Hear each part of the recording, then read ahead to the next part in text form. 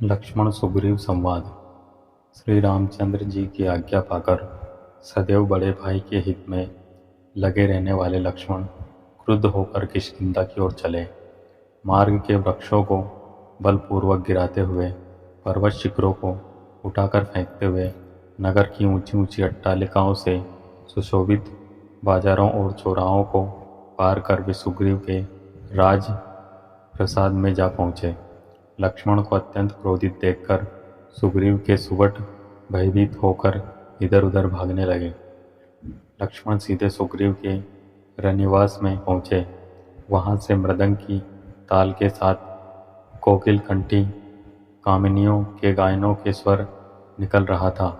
महाबली लक्ष्मण ने सुग्रीव के उस अंतःपुर में अनेक रूप रंग की बहुत सी रूप यौवन के गर्भ से भरी हुई सुंदर स्त्रियों को देखा। नुपुरों की झनकार और करदनी की कनकनाहट करती हुई पर स्त्रियों को देखकर शीलवान लक्ष्मण अत्यंत लज्जित हो गए। श्री रामचंद्र जी का कार्य सिद्ध होते न देखकर कुपित लक्ष्मण ने धनुष की टंकार की, जिससे समस्त दिशाएं गूंज उठी। उस समय सुग्रीव के कक्ष में इंद्र की अप्सराओं को भी लजाने वाली नृत्यांगनाएं नुपुरों और मेखलाओं की झनकार के साथ नृत्य कर रही थी, और सुग्रीव मद्यपान से अचेत अर्ध निमीलित नेत्रों से यह सब देख रहा था। धनुष के टंकार की ध्वनि को सुनते ही नृत्य करने वाली रमणियां भयभीत होकर एक ओर खड़ी हो गई। भय से सुग्रीव का मुख पीला पड़ गया। उसने सहम कर तारा से पूछा, हे प्रिय, रामचंद्र जी का यह छोटा भाई अकारण ही इतना क्रुद्ध होकर क्यों आया है? तुम अपनी मृदु वाणी से उसे शांत करो। वैसे भी वो वाणी कौशल से उसके क्रोध को शांत करके यहाँ आने का कारण ज्ञात करो। पति की आज्ञा का पालन करती हुई मुस्कुराती तारा लक्ष्मण के पास पहुंची।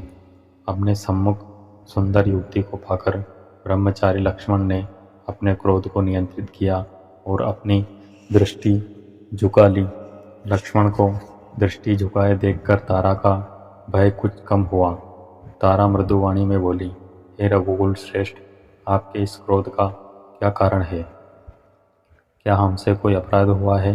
यदि आपके दास सुग्रीव से कोई अपराध हुआ भी है तो भी आप जैसे उदार एवं क्षमाशील महापुरुष को उसे क्षमा प्रदान करनी चाहिए।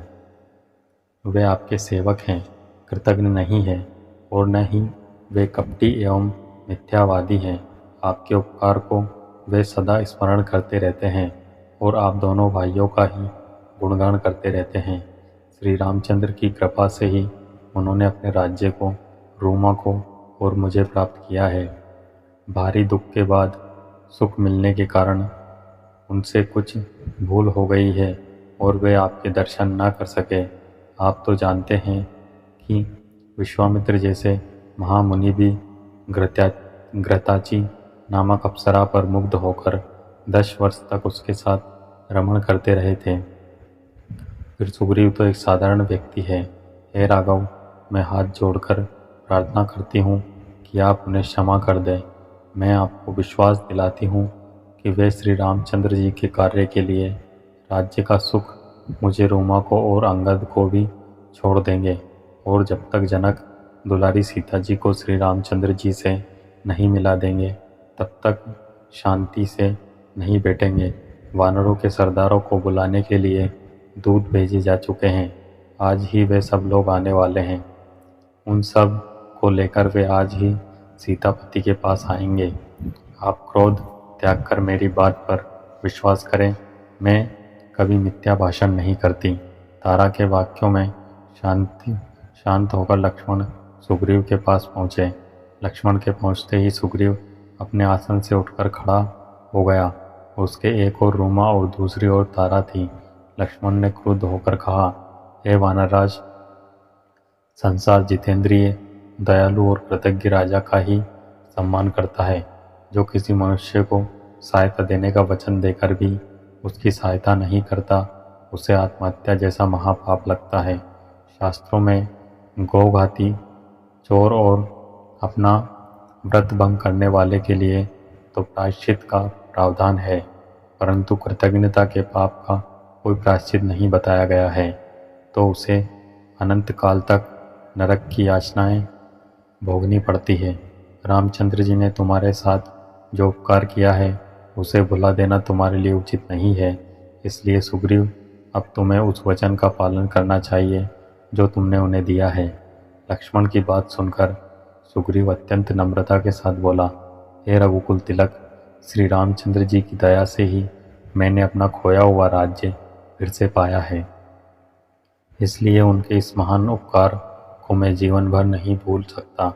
मैं जानता हूँ वे अपने अपूर्व पराक्रम से सीता को चुराने वाले राक्षस को एक क्षण में नष्ट कर सकते हैं। केवल मेरा मान बढ़ाने के लिए वे मुझसे सहायता मांग रहे हैं, इसलिए मैं उनका अत्यंत अनुग्रहित हूँ। उनके साथ मेरी सेना और मैं भी युद्ध करने के लिए चलेंगे। अब तक हुए विलंब के लिए आप मुझे क्षमा करें। लक्ष्मण इन वचनों को सुनकर संतुष्ट होकर बोले, अब तुम मेरे साथ चल कर भैया के दुखी मन को संतोष दो। वे सीता जी के वियोग में बहुत दुखी हो रहे हैं। तो दोस्तों, ये वीडियो थी संपूर्ण रामायण के किष्किंधा कांड भाग 9 लक्ष्मण सुग्रीव संवाद। ये वीडियो आपको कैसी लगी कमेंट करके ज़रूर बताएं, और वीडियो अच्छी लगी हो तो वीडियो को लाइक, शेयर और ऐसी और वीडियोस के लिए हमारे यूट्यूब चैनल को सब्सक्राइब जरूर करें। वीडियो में अंत तक बने रहने के लिए आप सबका धन्यवाद। जय श्री राम।